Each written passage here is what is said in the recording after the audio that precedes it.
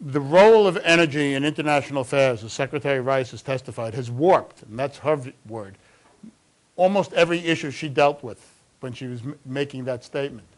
And it is of great importance on the Korean Peninsula for a number of reasons. It's obvious that the final settlement around North Korea's nuclear program, for example, will have to do with the provision of energy.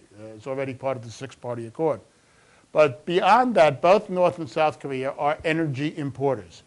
They do not produce enough coal, oil, or gas to satisfy their demand, and as demand is going to grow in South Korea, and one hopes it will grow in North Korea and that gradually there will be more economic progress there, South Korea's need and North Korea's need for energy is going to grow. So on the one hand, we have an energy crisis. We all know about it. Every day now you hear the news, the price of energy today, of oil today, at the New York or London market is so and such. And that's largely because supplies are tight and rising demand is chasing a tight market, and this enables sellers to set a price, particularly since they have a cartel known as OPEC. But the same thing may be happening in natural gas as well. We've just seen that Mr. Putin has graciously decided to support the Iranian initiative for a gas cartel, which was in effect a Russian initiative going back to 2002. And if we find out that there is a natural gas cartel as well as an oil cartel, a kind of gas OPEC, to go along with the existing OPEC, then all the consuming states, like North and South Korea, and for that matter Japan and China, will be adversely affected. So there is a crisis.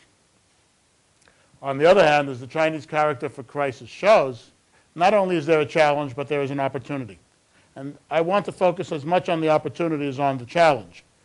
Both of these aspects relate to the broader processes of globalization, which is the creation and ever deeper penetration of the entire globe by international economic actions and forces, leading to ever greater economic integration.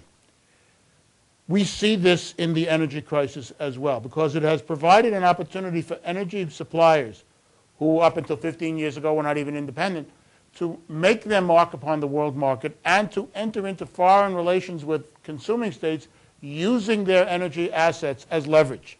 Specifically, in this case, Azerbaijan, Kazakhstan, Turkmenistan, and Uzbekistan. Kyrgyzstan and Tajikistan really are not energy exporters.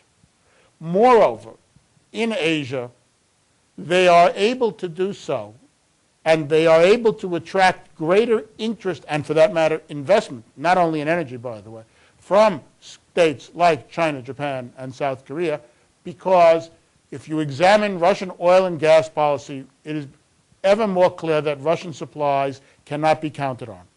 We can't count on Russian supplies for a number of reasons. First of all, Russia will use its energy instrument for purposes of political blackmail, as we've seen throughout the CIS. Its energy relationship with China is the worst aspect of its relationship with China overall, and the same probably is true for Japan and South Korea. Promises are made and not kept.